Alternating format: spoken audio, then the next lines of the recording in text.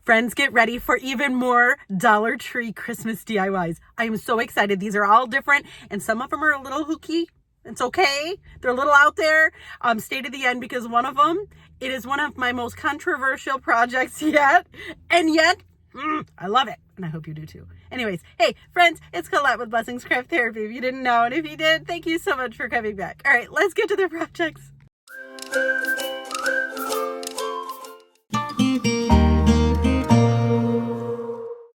All right, so we have this wooden snowflake. I'm going to cut it so that you can have, I just need two of the flake parts, I guess. But see, that's the part we need.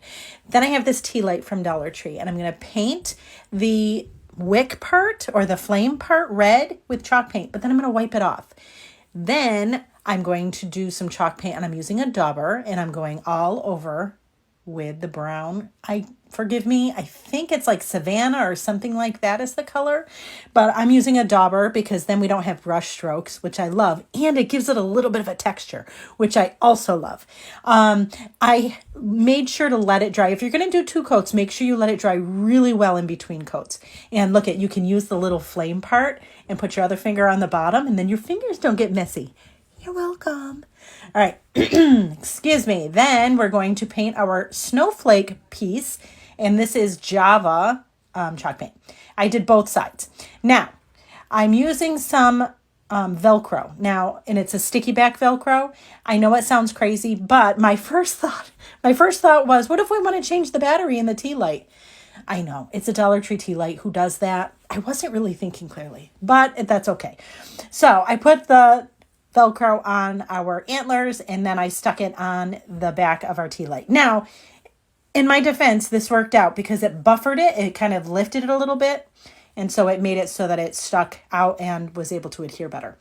All right, so one way you can do this, if you wanted it as an ornament, is you can put ribbon on it. But if you're going to do this, you have to put the ribbon going up the antler. And the reason why is because the front is too heavy and it'll pull it down and it won't hang nice.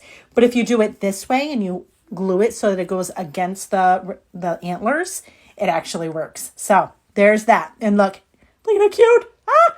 I added some eyes, and all I did was I'm using the back of a paintbrush and some black paint, and I'm just doing long ovals. That's all I'm doing. Easy peasy. And then once that was dry, then I added some little dots with, I think, a bamboo skewer.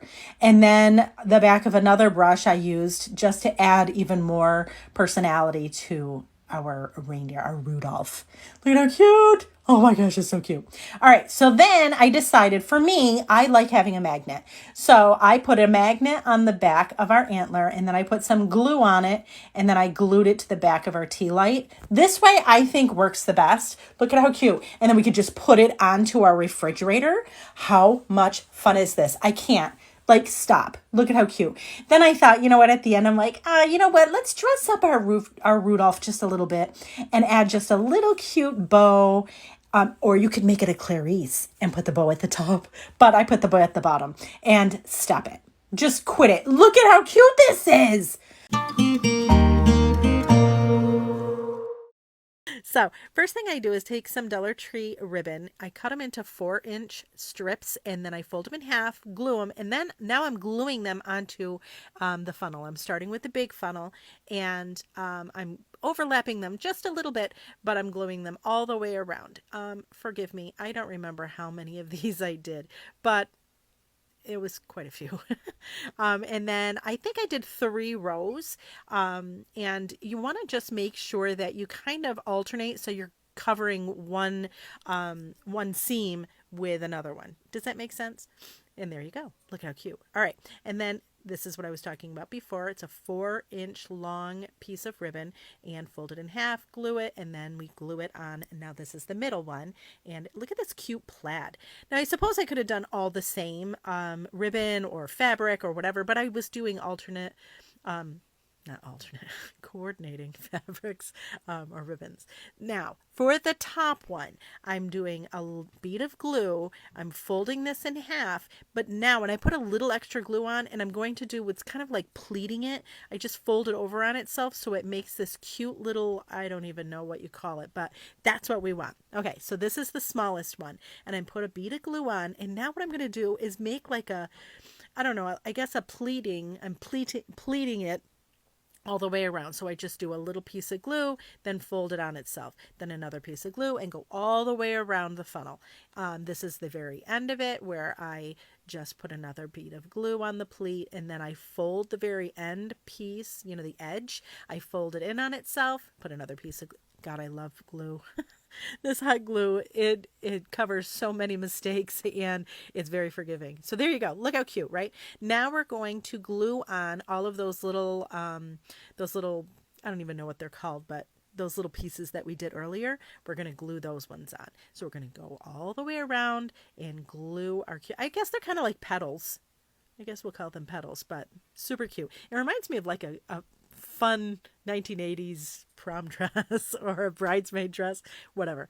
All right, so then the very top, I'm going to put some glue on it, and then I'm putting some ribbon over it. See how I put it on the top? And now I'm going to wrap the ribbon around the, put a little glue on and then just wrap it around. So that way we cover that funnel part, and we also cover the top of those little petals that we made so that there's no raw pieces of ribbon showing. So, haha, smart, right? Maybe there's a smarter way to do this. I don't know.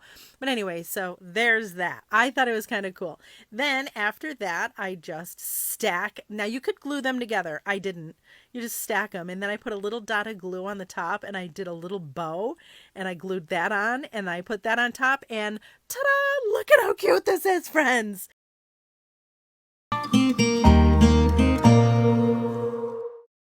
All right, so we paint 2 coats on this lid from a tin can. I think it was from Tomatoes. And then I have this little stocking I got from Dollar Tree, and I kind of stretch it over the tin can lid once it's dry. I put a little glue on the back underneath the rims just so that it stays put. Then put a little bit more glue, and then we're going to pull down the toe of the stocking so that it looks like a hat, right? Look at how fun this is. I love it. All right, and then I make 2 little ovals. I'm using a paintbrush and paint. You could use a marker. And then I use the back of a paintbrush to put a couple white dots in for some personality in those eyeballs. And then I actually used, you could use a toothpick, but I'm using a wooden skewer to just put another dot on the eyes as well. Then I use some blush and a little dauber to make some rosy cheeks. Yes, I have a wreath, and I take pieces off of it often just to put little embellishments on. So I embellish the end of the hat with a little bell. Now here's where the real fun stuff starts. I have this Dollar Tree mop head, and I pull out many of the, the strings. I have a 1/4-inch bead, and I'm going to put one of those strings through the bead, and I'm going to unravel all of our mop string. Okay. Once I'm done, this is the hardest part of this whole thing, is unraveling these pieces of mop. It's ridiculous. But anyways, so after that, I actually put some more strands on the back of the bead, just because I felt like this is going to be the mustache for Santa, and I wanted to have it a little bit fuller. All right, so let's get back to the lid. So I put some glue on the lid, and then see how I'm kind of looping. It's not a rough edge on the face of Santa. So I do a loop, and then I put some more glue, and see how I kind of loop it around like that. And I do that all on the bottom. I go all the way across, all the way up to the other side of the hat. Super easy. Is there an easier way to do it? Probably. Do I know it? No. I cut all the loops and trim it a little bit, and then I do the same thing. I do another row, just because, again, I wanted it to look a little fuller. So again, you're just going to glue, and then you just kind of, it's like a zigzag almost. You just keep going all the way around. Easy peasy. I love these mop. These mop heads are like so versatile. You can use them for so many things. This is just one of them. Okay, so, and then we're going to do the same thing again. We're going to clip all of the loops so that they are all strands.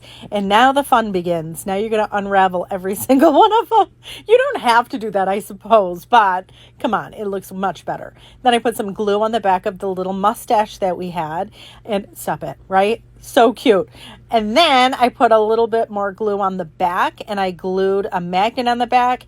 You could glue ribbon on the back so that you could hang it. I just like magnets. Look at how cute this is. Are you kidding me? Stop. Somebody told me the other day to stop saying stop it. No, I won't. Stop. Look at how cute it is. I love it. All right, so we have these Dollar Tree bowls. They come 4 to a set. I just used a dauber and I painted mine a red.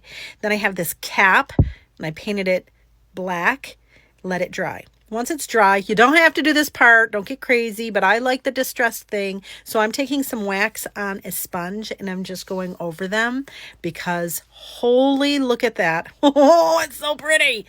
I had a whole different plan for this project. I was going to try to be slick and make it like a candy dish, like where it would open. Friends, it was a hot mess express.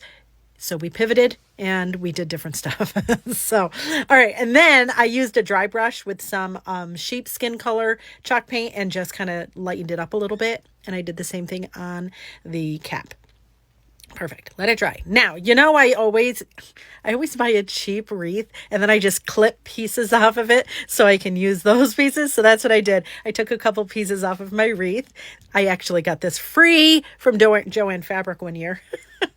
Anyways, so then we're going to take our cap and we're going to hot glue it to one of your bowls on the bottom. And you probably want to do it a little bit more centered than I did. I flooded the bottom of the cap to where it attaches to the bowl, and then I readjusted. I just wanted to make sure that I had a lot of glue on the bottom so that the cap would stay, but then we could also add our little sprigs of pine that we trimmed off of our wreath. Then I had some of these little berries that I thought, oh, those will look cute and festive, so I kind of snuck those in under the what is it, pine? I don't know what it is, whatever. And then I added some bells. Listen, I'm not great at the whole embellishment thing, but it's okay. I try. So there you go. And there's that. Super pretty, right? Oh my gosh, love it.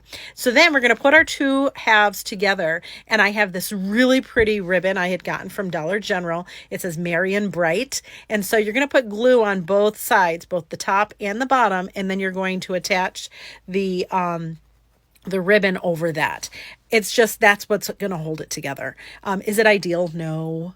But listen, we're trying to make it look like an ornament, and I'm trying to salvage the amount of time I put into doing this project because I thought it was going to be a candy dish that opened and it was going to be awesome, and it just didn't work out. And you ever do that where you're doing a project and you're like, oh, forget it. Let's just finish it. So that's where I was at.